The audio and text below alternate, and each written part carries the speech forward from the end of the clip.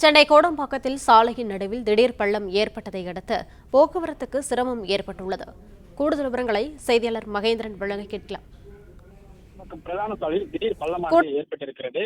Kodambakkam power அருகே சாலையில் நடுவே திடீரென பள்ளம் ஏற்பட்ட சூழ்நிலையில் வாகன ஓட்டிகள் மிகுந்த சிரமத்திற்கு ஆளாகி இருக்கின்றனர்.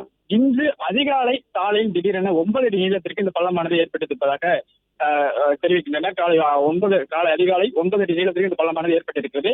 மெட்ரோ பணி காரணமாக ஏற்கனவே சாலை குறுகலாக இருக்கக்கூடிய நிலையில் சாலையில் திடீரென 9 அடி நீளத்திற்கு இந்த பள்ளம் விழுந்திருப்பது அப்பகுதி மக்களிடையே வாகன ஓட்டிகளிடையே கடும் சிரமத்தை ஏற்படுத்தியிருக்கிறது. குறிப்பாக இரவு நேரங்களில் ராட்சச இயந்திரங்கள் கொண்டு மெட்ரோ பணிகள் நடைபெற்று வருவதால் இயந்திரத்தின் அதிக காரணமாக இந்த பள்ளம் ஏற்பட்டுக்கலாம் என்று முதற்கட்ட தகவல் தெரிவிக்கப்படுகிறது. போக்குவரத்து காவலர்கள் தொடர்ந்து அந்த பகுதியில் போக்குவரத்து சீர்திருத்தும் பணியிலும் பள்ளம் இந்த பகுதியில் பேரிகேட் அமைத்து பாதுகாப்பு பணியிலும் ஈடுபட்டு வருகின்றனர்.